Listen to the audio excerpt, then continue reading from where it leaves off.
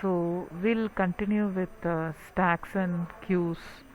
Okay, and we have seen already the basic implementation of stacks and queues, and the application of stacks and queues also we have seen, like evaluation of expression and evaluation of postfix expression using stack, and conversion of infix to postfix also we have seen.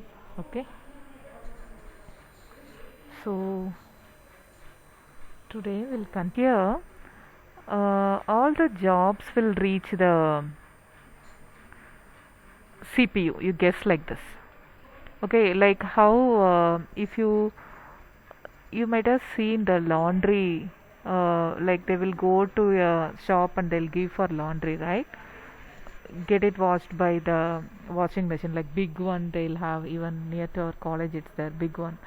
So there, no, like they will give a token. If like for example, you assume like there is a queue of people, so foreign countries and all they may do like that. Okay, so one by one they'll take the clothes and they'll wash it in the that giant washing machine and they'll give to us. Okay, so for that how will it come? Like queue will be there. Okay, the front and rear pointers are similar to the normal queue how we use. And here queue of the maximum size of the queue in this example what you see in the slide, it is 4. Okay, so first job, it is, if it is taking 3 minutes time in that to wash the clothes, what will happen? First it will be consuming 3 minutes. Okay, so it will be removed from the queue, it will go to the laundry machine, it will perform that operation. Okay, till that time other people will be in the queue. In the same way, if you see for CPU also, okay, uh, so here first job has reached. Okay, so before that, if job 0, if it is executed in CPU, that time just job 1 should be waiting in the queue. Okay, then after the job 0 finished in the CPU, job 0 will be leaving the CPU free. So now job 1 will be taken from the queue and it will go to the CPU for execution. Then when job 1 is going to the CPU, in the meantime if any other jobs come to the CPU, they will be entered into the queue. Okay, it is one and the same how in the, like previously in theater and all, nowadays you might not have observed, but previously, you know, like before 5, now also they do that in some of the theater. If you have not booked in online, what will happen? You will go to the theater, you will stand in the queue and take the ticket, right? So even there what will happen, like when you reach the counter, okay, it is one and the same, like how CPU perform the operation. In the same way here, the ticket counter person, what he will do, he will ask how many tickets. Okay, so the person who reached the ticket counter will take some time to tell how many tickets are needed, and we will give the money, they will give the change. For that and all will take time. Okay, for that and all will take time. Okay, so like that the time taken, like you can assume that the jobs are similar to the people who are standing in the queue in the cinema, like theater, like the ticket counter when you go there. Okay, so each and every person will take some 1 or 2 minutes, right, to get the ticket and to get the changes and payment and all. Similarly here also, so after that person leave, whoever behind him, no, behind in the queue, that person will reach the ticket counter. Okay, so in the same way here also CPU operations also will happen. Okay, so CPU operation, whoever needs, whichever job is needed, whichever process it needs to be executed by the processor, the task, no, one by one task they will reach the queue and they will get executed one by one. Till that time, when one job is getting executed, one task is executed by CPU, other jobs will be there in the queue. Okay, so in this way the job scheduling will happen. Okay, even in operating system also you learn about the same job scheduling. First come, first serve, shortest job first, round robin, all those things you might have learned. Okay, same, it's one and the same. So now we'll move on to multiple stacks and queues. Okay, so previously you have learned that how will you store only one stack in one array. Okay, so now if you have the stack sizes 100, so how can you store like some 5 stacks in that 100 memory space, or 10 stacks in the same array? Okay, so how can you do that? So within the memory what we have, in that only we can store the stacks. Okay, so that we will see. So here if you see, assume that the maximum size is allocated, then how many stacks we want to allocate, that also we should determine first. N stacks or 10 stacks or 5 stacks, how many stacks you want to store in that array, that you have to determine first. Okay, and we should identify what is the bottom of each and every stack.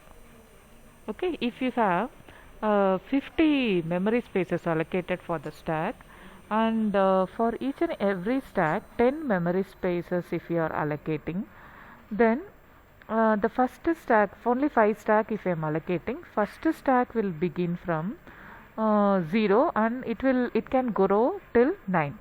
Then the next stack will begin from 10th location, it will grow till 19.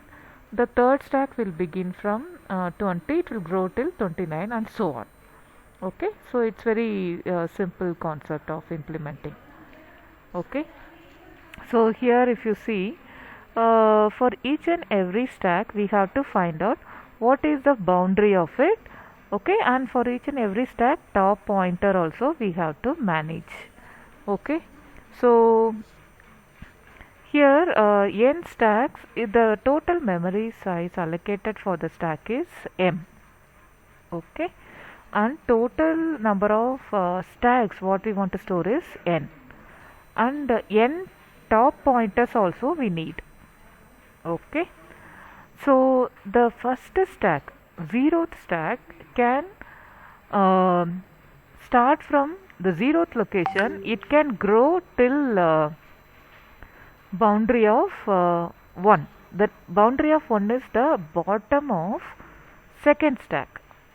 Okay, and the second stack, okay, that is stack 1 here. Okay, stack 0 is the first stack, stack 1 is the next stack.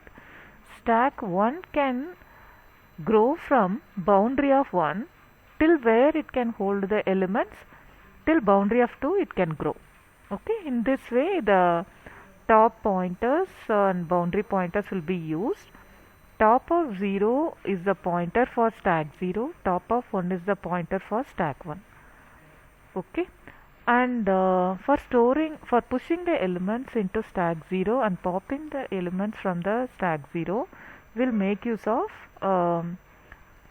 this top of 0, that pointer we will use. Similarly, top of I we will use as a pointer for the ith stack, for dealing with push and pop operations with the corresponding stack.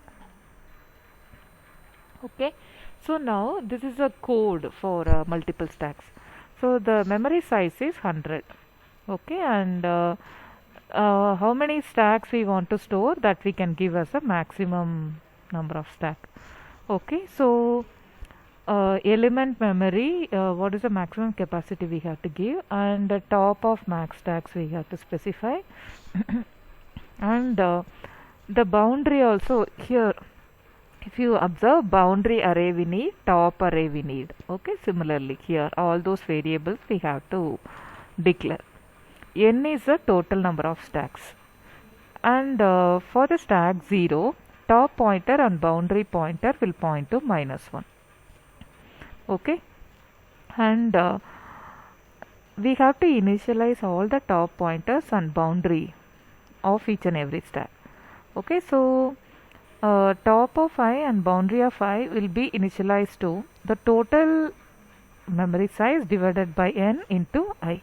Okay, so and for the nth stack, what is the boundary? Whatever the maximum capacity, that will be the boundary for the nth stack.